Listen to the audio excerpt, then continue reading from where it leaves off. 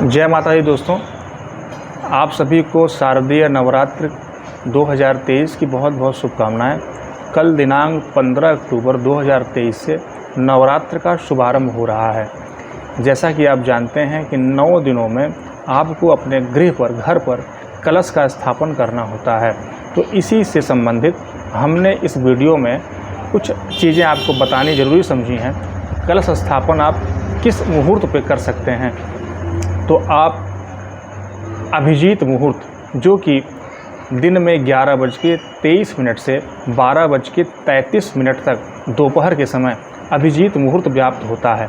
इस मुहूर्त में आप अपने घर में जहां पर आप कलश स्थापन करना चाहते हैं वहां आप कलश स्थापन कर सकते हैं। कलश स्थापन के बाद आपको नित्य 9 दिनों तक माता जी का पूजन अर्चन करना होता है।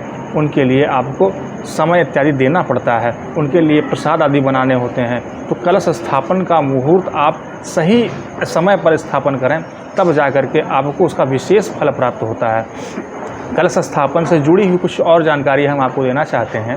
जैसे कि कलश स्थापन अगर आपको करना है तो आपको किन किन बातों का ध्यान रखना पड़ेगा। कलश स्थापन के लिए शुद्ध और साफ स्थान होने चाहिए, धार्मिक स्थान होना चाहिए।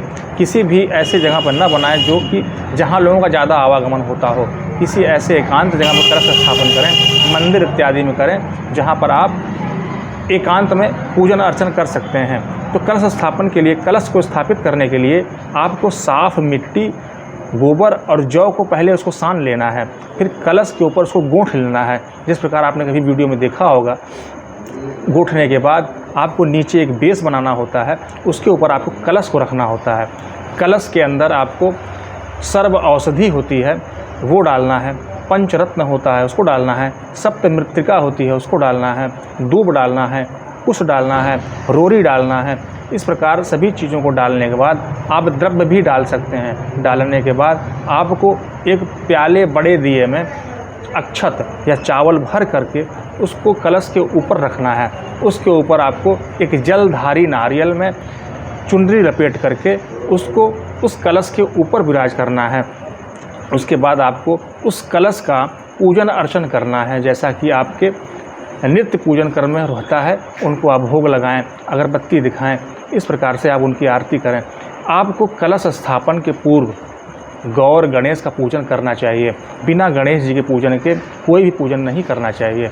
गौर गणेश पूजन करने के बाद आप कलश स्थापन कर उनका पूजन करें। आप इस कलश स्थापन में नवग्रह और षोडश मातृका का भी पूजन कर सकते हैं।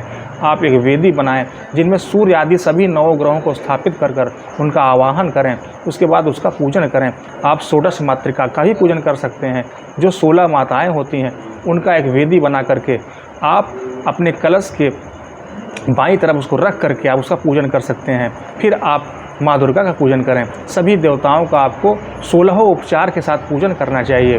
उनको रोरी, अक्षत, धूप, दीप, नैवेद्य, मिष्ठान, फल, तांबूल आदि चढ़ाना चाहिए। उनको दक्षिणा भी चढ़ाना चाहिए।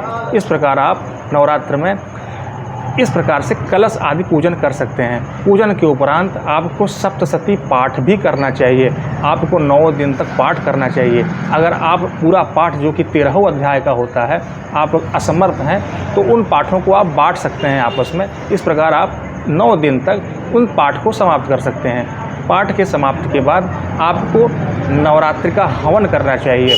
हवन से पूर्व आपको कन्या का भोजन कराना चाहिए। 9 कन्या के भोजन के बाद आप अपनी हवन के माध्यम से माता जी को पूर्णाहुति प्रदान करें कि ये जो हमारा हवन है, ये हमारा 9 दिन का अनुष्ठान है, ये संपन्न हो और इसका हमको शुभ फल प्राप्त हो। इस प्रकार आपको माता जी का विसर्जन करना चाहिए। अपने जो कलश आपने 9 दिन जिसका पूजन किया है उसको आपको विसर्जन करना चाहिए।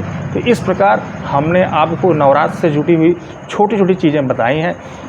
मुझे उम्मीद है आपको ये जानकारी पसंद आई होगी। और भी अगर कोई जानकारी आप प्राप्त करना चाहते हैं तो कमेंट सेक्शन में आप हमको मैसेज कर देंगे, तो हम आपको पूरा प्रयास करेंगे कि हम आपको सही उत्तर बताएं।